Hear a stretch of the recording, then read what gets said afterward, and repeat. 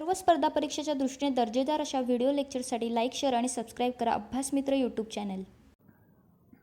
नमस्कार विद्यार्थी मित्रांनो, अभ्यास मित्र या यूट्यूब चॅनलवर मी हर्षाली पाटील तुमचं सर्वांचं स्वागत करते. तर मित्रांनो, आपण याआधी बाह्य प्रक्रिया भाग 1 हा पाठ पाहिला होता. आज आपल्याला बाह्य प्रक्रिया भाग 2 हा पाठ पाहायचा आहे. या आधीच्या पाठामध्ये आपण काय पाहिलं होतं, तर खनन म्हणजेच अपक्षरण या कार्यामुळे भूपृष्ठाची जी झीज होते, भूपृष्ठाची काय होते, झीज होते खननामुळे. तर या आपण मागील पाठामध्ये पाहिला आणि त्याच्यातून तयार होणारी जे खडक कशा असतात ते आपण पाहिले.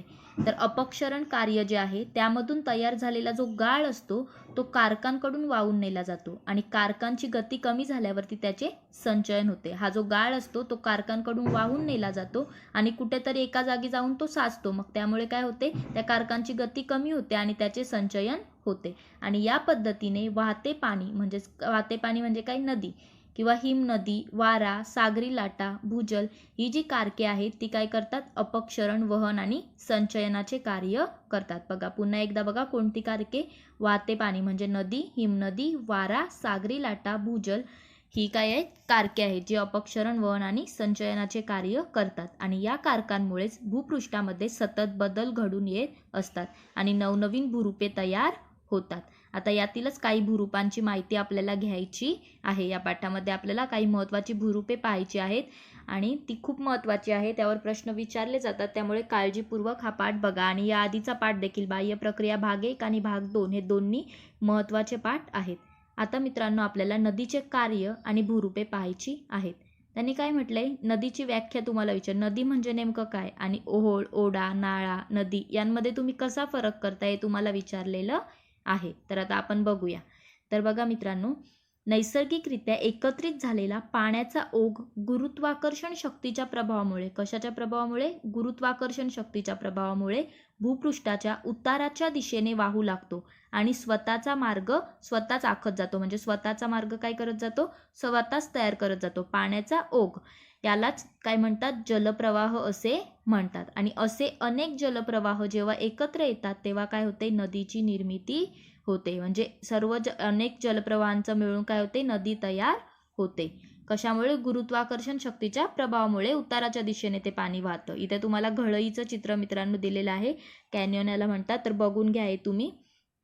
त्यानंतर आपल्याला काय म्हटलंय, भूप्रदेशाचा उतार, खडकाचा प्रकार, नदीतून वाहणाऱ्या पाण्याचे प्रमाण व वेग आणि प्रवाहाची लांबी तसेच त्या नदीतील गाळाचे प्रमाण इत्यादी घटकांवरती नदीचे खनन, वहन आणि संचयन कार्य अवलंबून असते. कशावरती अवलंबून असते, त्या भूप्रदेशाचा उतार कसा आहे, त्या नदीमध्ये तिथे जी नदी जिथून जाते तिथला खडकाचा प्रकार कसा आहे, नदीतून वाहणारे पाण्याचे प्रमाण किती आहे आणि त्या पाण्याच्या वाहनाचा वेग किती आहे, तसेच त्या प्रवाहाची लांबी किती आहे आणि त्या नदीमध्ये गाळ किती आहे, या सर्व गोष्टींवरून ते खनन, वहन आणि संचयन कार्य नदीचे ठरत असते. तर आता आपल्याला सुरुवातीला नदीचे खनन कार्य बघायचे आहे. तर बघूया मित्रांनो, नदीचा उगम जो आहे तो समुद्र सपाटीपासून खूप उंचावरती होतो. बरोबर, समुद्र सपाटीपासून खूप उंचावरती नदीचा उगम होतो. शेवटी नदी कुठे जाऊन मिळते, समुद्राला जाऊन मिळते. पण आधी काय, समुद्र सपाटीच्या खूप उंच काय असतं, नदीचा उगम असतो आणि नदी खूप वेगाने वाहते आणि त्यामुळे काय होते, तिची झीज करण्याची जी शक्ती असते ती कशी असते, जास्त असते. वेग जास्त असेल तर झीज देखील जास्त होणार. नदीच्या वेगवान प्रवाहामुळे आणि तिच्यातील रेती, दगडगोटे यांमुळेच, तसे तिला काय होतं, तिला येऊन मिळणाऱ्या ज्या अनेक उपप्रवाह देखील असतात यांमुळे काय होते, नदीच्या तळाचे आणि काठांचे खनन होते. खनन म्हणजे काय मित्रांनो, क्षरण, इरोजन. तुम्ही हे लक्षात ठेवा, खनन म्हणजे काय, इरोजन होते, झीज होते. तर काय होते, नदीच्या तळाचे, ही जी नदी इथून वाहते तिचा तळ आणि या काठांचे काय होत असते, खनन होत असते. कशामुळे, तर तिच्यातील रेती आणि दगडगोटे किंवा तिला येऊन जे उपप्रवाह मिळतात यामुळे काय होते, त्यांचे खनन होते. आणि यामुळेच काय होते, तर घळई, जे आपण खाली कॅनियन बघितली, घळई बघितलं चित्र, तसेच व्ही आकाराची दरी, धबधबा इत्यादी भूरूपे तयार होतात. धबधबे तुम्ही पाहिले असतीलच आणि व्ही आकाराची दरी असे भूरूपे तयार होतात. आता आपल्याला खनन कार्य पाहिले नदीचे. आता आपल्याला नदीचे वहन आणि संचयन कार्य बघायचे आहे. नदीचे वहन व संचयन कार्य. तर बघूया आपण. नदी डोंगराळ भागातून कमी उताराच्या प्रदेशात वाहत येते. कुठून वाहत येते? डोंगराळ भागापासून कमी उताराच्या प्रदेशात. आणि पर्वताच्या पायथ्याशी उतारात बदल झाल्यामुळे काय होतं, नदीतील जो भरट गाळ असतो तो काय होतो, त्याचे संचयन त्याच ठिकाणी होते. म्हणजे उतारामध्ये बदल होतो ना, उतार तीव्र असेल पण एका खाली आल्यावरती काय होतं, उतार असा थोडा मंद होत जातो. मग त्यामुळे तिथेच ते काय होते, गाळ साचून राहते आणि त्याचे संचयन होते. त्रिकोणी आकारात होणाऱ्या या संचयनातून पंखाकृती मैदाने तयार होतात. आता हे जे संचयन तयार होते, आता हे जर डोंगर असेल असं तर इथं नदी जेव्हा येऊन ते गाळ संचयन करते तेव्हा अशा आकाराचं एक संचयन होतं त्रिकोणी आकाराचं आणि त्याच्यातून काय होतं, पंखाकृती मैदाने तयार होतात. मंद उतारामुळे नदीचा वेग कमी होतो. मंद उतार असेल तर नदीचा वेग कसा होतो, कमी होतो आणि नदीची वहन क्षमता कमी होते. मग वेग कमी झाला, वहन क्षमता कमी झाली की ती नदी काय होते, संतपणे वाहू लागते आणि लहानशा अडथळ्यांनी देखील वळणे घेत नदीचा प्रवाह पुढे जात असतो. म्हणजे नदीचा जर अडथळा आला, इथे समज नदीला अडथळा, तर नदी हळूहळू काय होते, असं वळण घेऊन पुढे जाते. तर अशा प्रकारे नागमोडी वळण नदी घेत असते. नदी समुद्राजवळ पोहोचेपर्यंत तिचे पात्र खूप रुंद होते व तिचा वेग खूपच कमी होतो. जोपर्यंत समुद्रापर्यंत पोहोचायला जाते तोपर्यंत तिचे पात्र कसे होते, खूप रुंद होते आणि तिचा वेग कसा होतो, कमी होतो.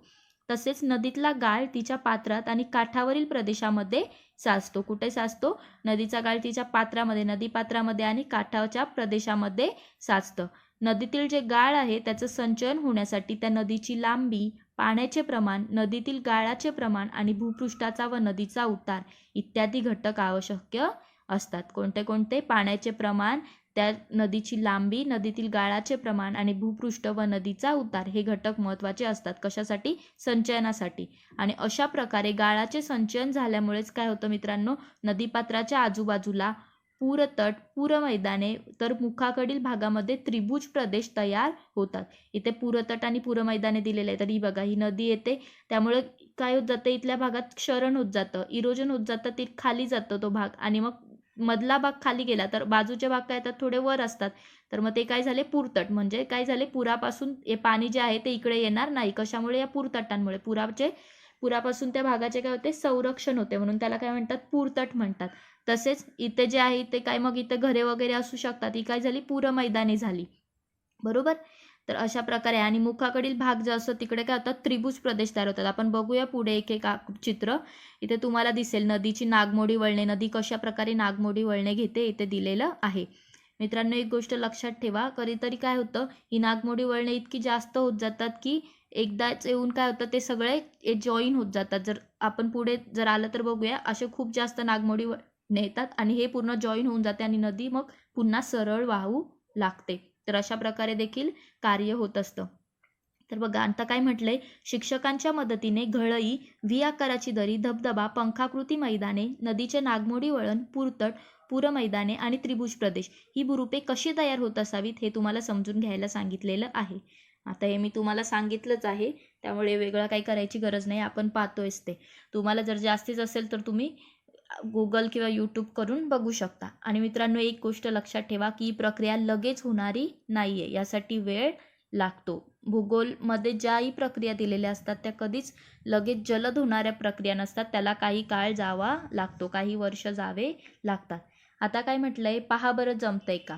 नदीच्या कार्यामुळे तयार झालेल्या काही भूरूपांची छायाचित्रे दिली आहेत, ती पाहायला सांगितली आहेत आणि ती भूरूपे जी आहेत ती नदीच्या कोणत्या कार्यामुळे झाले ते लिहायचे. कोणत्या कार्यामुळे म्हणजे काय, तर इरोजनमुळे, खननमुळे झालेली आहेत की निक्षेपणमुळे झालेली आहेत हे तुम्हाला लिहायचं आहे. म्हणजे संचयनामुळे झालेली आहेत ते तुम्हाला लिहायचं आहे. आता इथे काय दिलेलं आहे, पंखाकृती मैदान दिले. तर आपण मगाशीच बघितलं, पंखाकृती मैदाने कधी तयार होतात, गाळ जेव्हा येऊन साचतो म्हणजे काय होतं, तिथं संचयन होतं. तर हे कशामुळे झाले, पंखाकृती मैदान संचयनामुळे झालंय. तसं तिथं तुम्ही बघू शकता पूरतट आणि पूर मैदान हे कशामुळे झाले आपण पाहिलं, आता खनन कार्यामुळे होतं ते. तर हे पूरतट आणि पूर मैदान असे तयार झालेले आहेत. इथे हे पूर मैदान आहे, कुठे, इथे पूर मैदान आणि हे जे काय पूरतट आहेत, या दोन्ही साईडला पूर मैदाने आहेत. तसेच इथं त्रिभुज प्रदेश देखील दिलेला आहे. त्रिभुज प्रदेश पण कशामुळे होतो, खनन कार्यामुळे तयार होतो. त्रिभुज प्रदेश म्हणजे काय, तर अशा डेल्टा आकार, याला डेल्टा म्हणतात इंग्रजीमध्ये. तर अशा नदी वाहत येतात तेव्हा जे खूप साऱ्या अशा भागातून त्या वाहतात, मग ते काय होतं, या अशाला त्रिभुज प्रदेश असे म्हटले जाते. हे काय झालं, त्रिभुज प्रदेश झाला. तसेच इथं व्ही आकाराची दरी दिलेली आहे. आपण पाहिलं व्ही आकाराची दरी बघा. व्ही आकाराची दरी म्हणजे काय तर दोन्हीच्या मधून अशी वाहते, त्याला काय झालं ती व्ही आकाराची दरी म्हटलं जातं. तर काय म्हटलंय आता जरा विचार करा, कोकणच्या किनारपट्टीवर अनेक खाड्या आहेत पण त्रिभुज प्रदेश नाही, असे का? बघा जरा याचा विचार करा आणि तुम्ही शोधायचा प्रयत्न करा. तसेच आणखी काय शोधायला म्हटलंय, नदीच्या नागमोडी वळणाजवळ एखादे सरोवर असते का, आणि त्याची माहिती मिळवायला सांगितलेली आहे. याची पण माहिती तुम्ही मिळवण्याचा प्रयत्न करा, हे तुम्हाला मिळून जाईल. थोडं तुम्ही पण मेहनत घ्या. सगळं जर तुम्हाला स्पून फेडिंग केली तर तुम्ही मग काही कष्ट घेणार नाही, मेहनत घेणार नाही, आहे तेवढंच बघता आणि मग सोडून देता. त्यामुळे थोडं सर्च पण करा. आता आपल्याला काय बघायचं आहे, हिमनदीचे कार्य आणि भूरूपे बघायची आहेत. तर बघा हिमनदी काय, हिम म्हणजे काय बर्फ, नदी असते पण तिथून काय त्याच्यातून हिम पण येतं, त्या नदीमधून म्हणजे बर्फ वाहत असतो. बघा ज्या प्रदेशामध्ये तापमान गोठणबिंदूच्या खाली असते अशा प्रदेशात हिमस्वरूपात वृष्टी होते. कशी वृष्टी होते? हिमवृष्टी होते. आणि हिमवृष्टीमुळे भूपृष्ठावरती हिमथर तयार होतो, म्हणजे बर्फाचा थर भूपृष्ठावरती तयार होतो. आणि या हिमाच्या प्रचंड वजनामुळे, या बर्फाचं वजन कसं असतं? जास्त असतं, आणि त्यामुळे हिमथर जो आहे तो भूपृष्ठाच्या उतारावरून घसरू लागतो. हा जो बर्फाचा थर असतो तो एखाद्या भूपृष्ठाच्या उतारावरून खाली येत राहतो. आणि दाब आणि घर्षण यामुळे या थराच्या तळाशी जमिनीलगत असलेले जे बर्फ असते ते बर्फ वितळायला लागते. दाब पडला आणि घर्षण झालं की मग काय होतं? बर्फ वितळतं. आणि बर्फ वितळलं की मग हिमनदी जी असते ती अतिशय संतपणे उताराच्या दिशेने सरकू लागते. आणि नदीप्रमाणेच हिमनदी देखील खनन, वहन आणि संचयनाचे कार्य करत असते. तर हिमनदी देखील खनन, वहन आणि संचयन करते. आता आपल्याला हिमनदीचे खनन कार्य पाहायचे आहे. तर बघूया. वेग कमी असला तरी बर्फाचे वस्तुमान कसे असते? जास्त असते. आणि ते जास्त असल्यामुळे हिमनदी आपल्या तळाचे व काठाचे खनन कार्य मोठ्या प्रमाणात करते. बर्फाचे वस्तुमान जास्त असते त्यामुळे तळाचे आणि काठाचे हिमनदी खनन कार्य मोठ्या प्रमाणात करते. आणि हिमनदीच्या खनन कार्यातून हिमगवर, शुककूट, गिरीशृंग, यू आकाराची दरी, लोमती दरी आणि मेषशिला इत्यादी भूरूपे तयार होतात. आपल्याला पुढे चित्राच्या मार्गे बघायचंच आहे, पण लक्षात ठेवा ही नावे, कारण की तुम्हाला सरळ विचारलं जातं की ही भूरूपे कशामुळे तयार झाली आहेत. तुम्हाला ऑप्शन दिले जातात आणि तुम्हाला ते निवडायचं असतं. त्यामुळे बघा, हिमगवर, शुककूट, गिरीशृंग, यू आकाराची दरी, लोमती दरी आणि मेषशिला ही भूरूपे कशामुळे तयार होतात? हिमनदीच्या खनन कार्यामुळे तयार होतात. मित्रांनो, तुम्हाला संचयन कार्य आणि खनन कार्य असे 2 ऑप्शन पण दिले जाऊ शकतात, त्यामुळे कन्फ्यूज व्हायचं नाही. तर आता बघा, आपल्याला हिमनदीचे वहन व संचयन कार्य बघायचे आहे. खनन कार्य पाहिले, आता आपल्याला वहन व संचयन कार्य बघायचे आहे. तर हिमनदी वाहत असताना आपल्याबरोबर गाळ वाहून आणते आणि या गाळाला काय म्हटले जाते?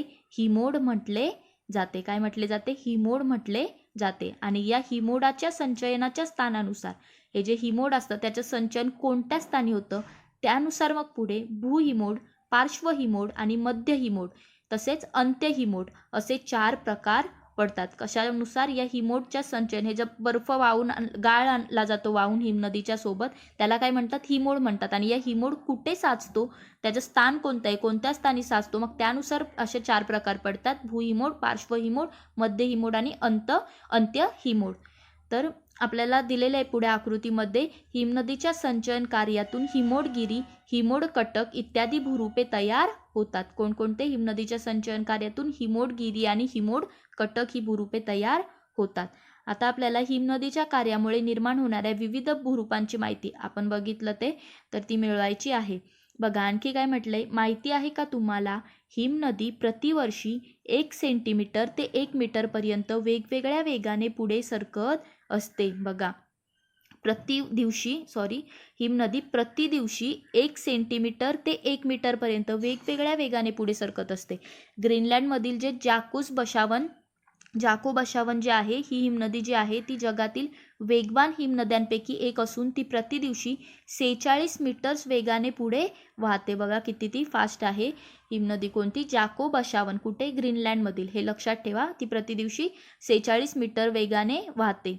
आणखी काय म्हटलंय पहा बरं, जमतंय का? पुढील दिलेले जे छायाचित्र आहे त्यामध्ये हिमनदीची काही भूरूपे दाखवली आहेत. जसे आपण वर नदीचे पाहिले तसं आता यात आपल्याला खनन कार्य आणि जे निक्षेपण म्हणजेच संचयन कार्य आहे त्यामुळे तयार होणारी भूरूपे लिहायची आहेत. आता इथे त्यांनी पहिल्यांदा काय दिलंय, हिमगह्वर आणि गिरीशृंग दिलेला आहे. गिरीशृंग तुम्हाला दिसत जाते, हिमगह्वर कुठे इथे आहे आणि गिरीशृंग कुठे आहे इथे आहे.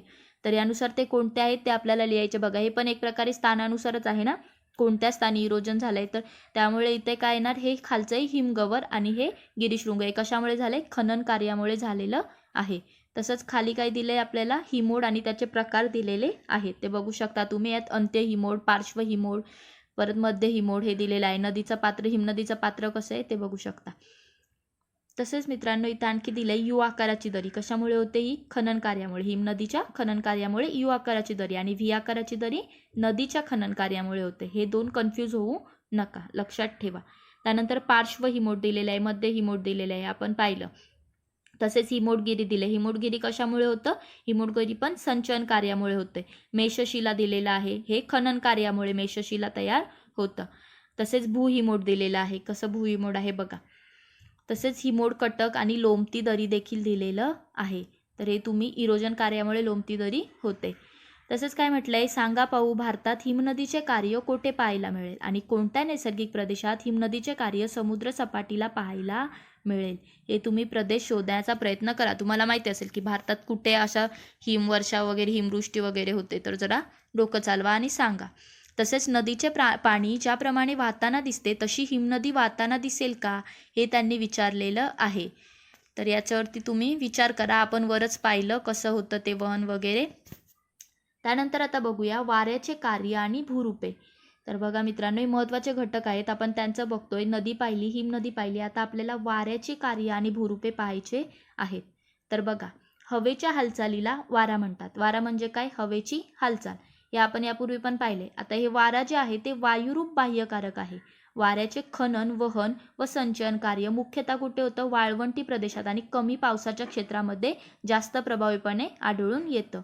आता या प्रदेशामध्ये कायिक विदारण जास्त प्रमाणात असल्यामुळे खडकांचा भुगा आणि वाळू मोठ्या प्रमाणात पसरलेली असते. कुठे, वाळवंटी प्रदेशात आणि कमी पावसाच्या क्षेत्रामध्ये. कशामुळे, कायिक विदारणामुळे. तर येथे वाऱ्यांच्या वहन कार्यामध्ये अडथळा कसा असतो, कमी असतो, आणि वाऱ्याबरोबर वाळूच्या कणांचे वहन होत असते. वाळूचे कण जे असतात ते खूप दूरपर्यंत वाहून नेले जातात, आणि ज्या ठिकाणी वाऱ्याचा वेग कमी होतो अशा ठिकाणी त्याचं काय होतं, संचयन होतं. ते वाऱ्यासोबत खूप दूरपर्यंत वाहून नेले जातात, पण वाऱ्याचा वेग एकदा कमी झाला का तिथंच ते वाळूचे कण काय होतात, थांबतात, साचतात, त्यांचं संचयन होतं. आणि अशा प्रकारे वारा खनन, वहन आणि संचयनाचे कार्य करतो. आता आपल्याला एक एक बघायचं आहे. सुरुवातीला आपल्याला पाहायचं आहे की वाऱ्याचे खनन कार्य कसे असते. तर बघा मित्रांनो, महत्त्वाचे आहे, मी पुन्हा पुन्हा सांगते, हा पाठ खूप महत्त्वाचा आहे, अतिशय महत्त्वाचा आहे. यावरती 100% प्रश्न विचारला जातो. त्यामुळे तुम्ही हे नीट लक्ष देऊन ऐका आणि पुन्हा पुन्हा बघा, रिव्हिजन करा, लक्षात ठेवा. आता बघा, वारा आपल्याबरोबर लहान मोठ्या आकाराचे वाळूचे कण, दगड इत्यादी पदार्थ वाहून नेतो. वाऱ्याच्या मार्गातील खडकांवरती हे पदार्थ घासल्यामुळे किंवा आपटल्यामुळे खडकांचे खनन घडून येते. म्हणजे वाऱ्यासोबत हे जे पदार्थ असतात ते काय करतात, एखाद्या खडकांना घासतात आणि मग त्यांचे खनन घडून येते. आणि वाऱ्याच्या मार्गातील खडकांवरती हे पदार्थ घासल्याने आणि आपटल्याने जेव्हा खनन घडून येते, त्यातून मग पुढे काय होतं, भूछत्र खडक, अपक्षरण खळगे, यारदांग इत्यादी भूरूपे तयार होतात. बघा मी पुन्हा एकदा सांगते की ही जी भूरूपे आहेत ती लगेच एकदा वारा आला आणि गेलेले वाळूचे कण घासून की तयार होत नाही. याला खूप कालावधी जावा लागतो, वर्षानुवर्षे जावी लागतात, तेव्हा अशी भूरूपे तयार होतात. यामध्ये तुम्हाला यारदांग दाखवलेला आहे. यावर प्रश्न विचारला गेला होता MPSCच्या पूर्व परीक्षेमध्ये. तर बघा यारदांग कसे त्याची रचना असते बघा, कठीण खडक आणि मृदू खडक. कठीण खडक, मृदू खडक आडव्या प्रकारे उभ्या याच्याने ते रचलेले आहेत, म्हणजे पट्ट्यां टाईप, आणि मग त्याचं क्षरण झालेलं आहे. कोणत्या, तुम्हाला माहिती असेल कठीण खडक जास्त क्षरण होत नाही, कशाचं होतं, मृदू खडकाचं जास्त होतं. तर इथं यारदांग दाखवलेलं आहे. तसेच आता आपल्याला पुढे वाऱ्याचे संचयन कार्य बघायचे आहे. वाऱ्याचे खनन कार्य पाहिले, त्यातून यारदांग तयार होतं. तसेच आपण काय पाहिले, त्याच्यातून अजून भूछत्र खडक तयार होतं, जे मशरूम सारखं असतं. त्यानंतर बघा वाऱ्याचे संचयन कार्य आता आपल्याला बघायचं आहे. वाऱ्याबरोबर वाहणारे वाळूचे कण निरनिराळ्या आकारमानाचे असतात, म्हणजे ते वेगवेगळ्या आकाराचे असतात. तर यातील सूक्ष्म कण जे असतात ते खूप दूर अंतरापर्यंत, कारण ते हलके असणार, एकदम सूक्ष्म ते जास्त हलके असणार, ते कसे होतात, जास्ती लांब वाहून नेले जातात. आणि जे मोठे आणि जड कण असतात ते कमी अंतरापर्यंत वाहून नेले जातात. म्हणजे वाळवंटी किंवा कमी पावसाच्या प्रदेशातच या वाळूचे संचयन होते आणि त्यामुळे काही वैशिष्ट्यपूर्ण भूरूपांची निर्मिती होते. कोणत्या कोणत्या? तर वाळूच्या टेकड्या, बारखान, सेफ, उर्मी चिन्हे, लोएस मैदान इत्यादी भूरूपे वाऱ्याच्या संचयन कार्यातून निर्माण होतात. या बारखांवरती पण प्रश्न विचारला होता, तर लक्षात ठेवायचं. बारखान आलं की लगेच तुम्ही समजायचं वाऱ्याचे संचयन कार्य. तर ह्याच्यातून ते निर्माण होतात ही भूरूपे. तर बघूया आपण आता त्यांनी काय म्हटलंय. आता ही आपण पाहिली भूरूपे, तर त्यांनी काय म्हटलंय, वाऱ्याच्या कार्यामुळे तयार होणाऱ्या भूरूपांची काही छायाचित्रे दिली आहेत. ती पाहून आपल्याला मग ती खनन कार्य की संचयन कार्यामुळे तयार होतात हे लिहायचं आहे. आता भूछत्र खडक मगाशीच पाहिलं, कशामुळे होणार, भूछत्र खडक कशामुळे होणार, तर इरोजनमुळे, म्हणजेच काय, तर खनन कार्यामुळे होणार. तसेच बारखान, वालुकागिरी ज्याला म्हटलं जातं, तर बारखान तुम्हाला चित्र जर दिलेले असतील तर ते बघून पण तुम्ही समजू शकता की आता हे जे आहे आता वाळूचं आहे, तर आपल्याला कळायला पाहिजे हे तर खनन कार्य तर इथं नाही आहे. खनन कार्य कुठे होणार, जे दगडाच्या वगैरे ठिकाणी होणार, इथे खनन कार्य होऊच नाही शकत, म्हणून इथं काय येणार, संचयन कार्य असणार. तसेच उर्मी चिन्ह देखील दिलेलं आहे, पण कशामुळे होतं, संचयन कार्यामुळे होतं. त्यानंतर वाळूच्या टेकड्या, तसेच यारदांग, तसेच इथं हमादा दिलेला आहे. हे सर्व गोष्टी तुम्हाला, हे हमादा कशामुळे होतं, हे इरोजनमुळे होतं. आणखी काय म्हटलंय, शोधा पाहू, दख्खनच्या पठारावर भूछत्र खडक कोणत्या प्रदेशात आढळेल, हे तुम्हाला सांगायला बघा, हे शोधा आणि सांगा. समुद्रकिनारी वाऱ्याचे कार्य आढळते का, त्यामुळे तेथे कोणती भूरूपे तयार होत असतील, हे देखील तुम्हाला शोधायचं आहे. आता काय खाली आकृत्या दिलेल्या आहेत, मग त्या कशाशी संबंधित आहेत ते तुम्हाला ओळखायचे आहे. हे महत्त्वाचं आहे. या आकृत्या तुम्ही पुन्हा एकदा बघून घ्या, कारण की आपल्याला जेव्हा पेपरमध्ये प्रश्न विचारले जातात तेव्हा कलरफुल आकृत्या दिल्या जात नाही. ह्या ज्या आपल्याला वर चित्र दिल्यात ही जी अशी चित्र दिले जात नाहीत, आपल्याला ही अशी आकृत्या दिल्या जातात आणि आपल्याला मग ते ओळखणं थोडं कठीण जातं. त्यामुळे हे तुम्ही जरा बघण्याचा प्रयत्न करा, अशी प्रॅक्टिस करायचा नक्कीच फायदा होईल. आता वारा पाहिला, आता आपल्याला सागरी लाटांचे कार्य आणि भूरूपे पाहायची आहेत. तर बघूया आपण, इथं सागर किनाऱ्यावरील भूरूपे दिलेली आहेत या चित्रामध्ये. त्यात तुम्हाला दिसत असेल सागरी कडा, सागरी गुहा, तसेच तरंग घर्षित मंच, सागरी कमान, सागरी स्तंभ हे दिलेले आहे. आता हे आपल्याला पुढे एक एक बघायचं आहे, कोणतं कशामुळे तयार होतं. तर बघा, सागर किनारी प्रदेशामध्ये सागरी लाटा खनन, वहन व संचयनाचे कार्य करतात. कुठे, सागर किनारी प्रदेशात. वारा, भरती, ओहोटी यांमुळे सागर जलाची हालचाल होते आणि त्यामुळे त्या लाटा किनाऱ्याकडे येतात आणि किनाऱ्यावरील खडकांच्या भागात या लाटांच्या माऱ्यामुळे खनन घडून येते. म्हणजे लाटा जेव्हा किनाऱ्याजवळ येतात तेव्हा काय होतात, त्या जोरदार आदळल्या जातात आणि अशा त्या नेहमी आदळून काय होतं, तिथे खनन होते.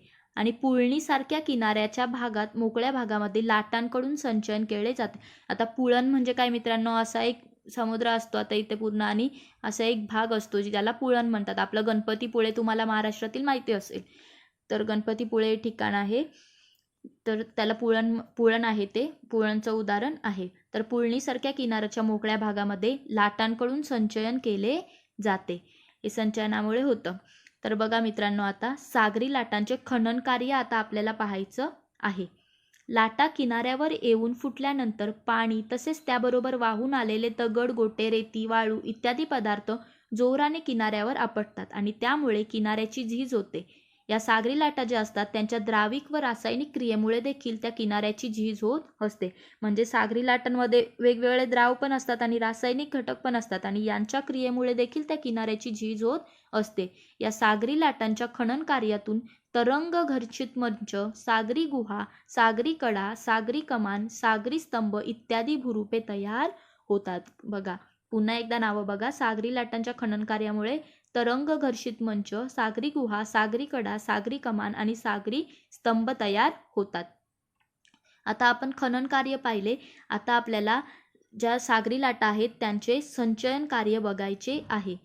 किनाऱ्याची झीज झाल्यामुळे सुटे झालेले पदार्थ सागर तळावरती साठतात आणि भरती ओहोटीमुळे या पदार्थांची किनाऱ्याकडे व परत सागराकडे हालचाल सुरू होते आणि यामुळे हे पदार्थ एकमेकांवरती आपटून बारीक होतात आणि अशा पदार्थांचे संचयन लाटांचा प्रभाव जेव्हा कमी असतो अशा किनारी भागामध्ये होते. म्हणजे सागरी लाटांच्या संचयन कार्यातून पुळण, वाळूचा दांडा, खाजण इत्यादी भूरूपे तयार होतात.